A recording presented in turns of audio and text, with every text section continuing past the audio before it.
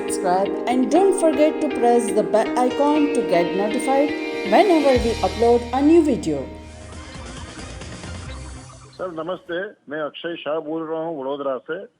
नमस्ते। सवाल ये है, मुझे अपने दोस्त की लड़की को उसकी शादी पे $5,000 गिफ्ट देनी है।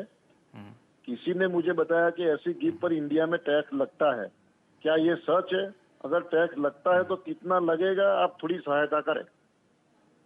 बिल्कुल अक्षय भाई, आपका ये सवाल बहुत ही इम्पोर्टेंट है और एक्चुअली समझ लीजिए कि 5 जुलाई 2019 के पहले आपको ये 5,000 क्या $50,000 की गिफ्ट भी आपके कोई एनआरआई नॉन रिलेटिव जो रिश्तेदार नहीं है उसको आपको भेजनी होती थी, तो उस पर कोई टैक्स की लायबिलिटी इंडिया में नहीं थी।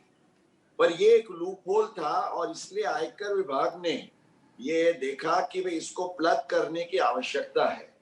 तो 5 जुलाई 2019 को जो बजट निर्मला जी ने पेश किया उसमें ये अमेंडमेंट किया गया कि आप अगर आउट ऑफ इंडिया किसी को भी गिफ्ट भेजते हैं तो उसको आप सेक्शन 56(2)(10) की तहत उसको टैक्सेबल इनकम के दायरे में गिना जाएगा और उस पर आपको सेक्शन 195 के तहत red with section 9 of the income tax act आपको 30% का टीडीएस माना गिफ्ट भेजने वाले को, क्योंकि यहाँ स्वीकार करने वाला तो नॉन रेजिडेंट है, यूएस में है, उसको तो इंडिया गवर्नमेंट टैक्स वसूल नहीं कर सकती है।